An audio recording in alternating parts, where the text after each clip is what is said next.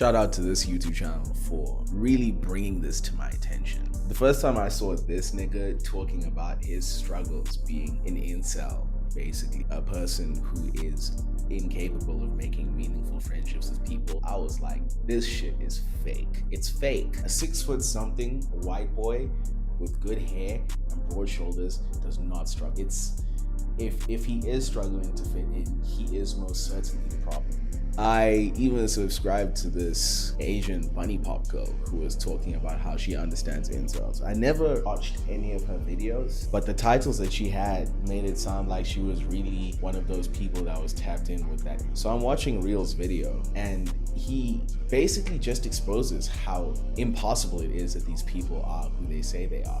And to be honest, I feel like I'd be wasting time going into exactly what he talks about. He really reviews the fact that these people are lava. They are not incels. These are people that probably fit into society pretty well, and if there's something wrong with shit, they have friends, they have friends. Seeing all of those other channels that he mentioned, that he didn't even go through, it is becoming increasingly clear that the next stage in YouTube capitalism is just going to be attractive people getting on YouTube and forming parasocial relationships with you.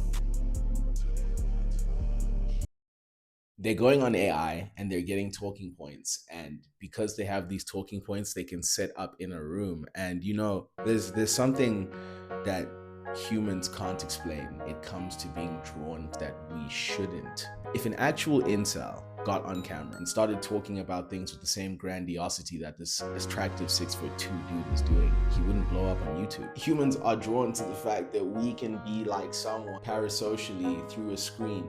We can think, actual incels can think that they are like Matt Fraser, things don't work out and that it's all a humiliation ritual, when in actuality this dude is running up a bag, lying to you about problems that he's facing. Same with like the women. I'm not gonna say I'm an incel. The worst I've ever felt in terms of isolation, maybe for a stretch of time. But even in me being uncertain, it's the reason I can't come on here and just start talking shit like, oh my gosh, bro, like life is so fucking gloom and doom and incel and I can't do this and I can't do that. I think the theme of my content will hopefully be that. Yeah, I am a 5'2" nigga who used to be a twink, but now that I'm not necessarily that, these are the things that I talk about and get up to.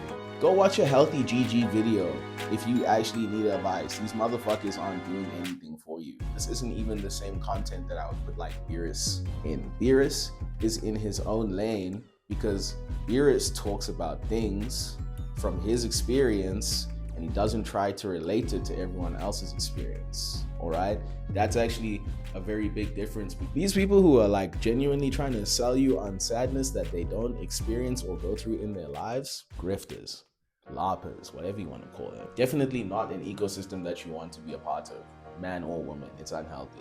Okay, because at the end of the day, yeah, it's not an accurate representation of what you should be expecting in the real world, and that will fuck you up. Like if you want my serious advice, some people are ugly physically to the vast majority of people. It happens, man or woman. Some people are very much struggling to develop certain social skills because the way they're perceived, because of their social standing. It's not healthy to then go online and watch these people pretend to be like you when they have fucking 300,000 followers on Instagram and probably hang out with people that you would never see in your day-to-day life. Because like they're regurgitating points that on paper make sense, but then they go and live these happy lives and you're left to feel what they think you should feel in order to come back to their channel, which is doom and gloom or like, yeah, that's really it. That's really the main hook. I'm not saying their lives aren't hard either, but like I've made a video saying that your life can be harder and that you should sometimes be aware of something like that to protect yourself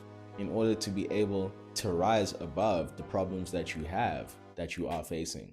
If you're an ugly nigga and this nigga is coming on your screen, dating market is cooked and shit, you looking at this nigga, subconsciously your brain is telling you that you want to be like him. That's why you watch a lot of like the things that you watch. You know what I mean? The heroes that you look up to. If you're watching someone and you agree with their takes on YouTube, you feel what I'm saying? Would you watch that nigga if he was super ugly? Would he even be on your radar? Someone like that who has to overcome that experience is who you should be looking to.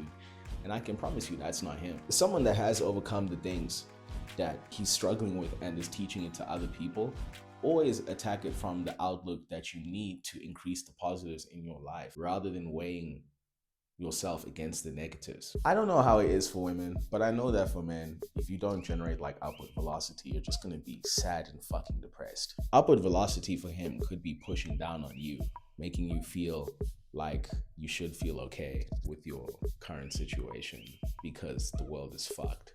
But the world will keep fucking you. I promise you. It will bend you over and keep fucking you. I mean, a lot of people are wising up right now, but even, and especially with like, I think the female side of what's going on, don't subscribe to that shit, bro. Not everything is peaches and rainbows if you don't. Internet likes pretty people.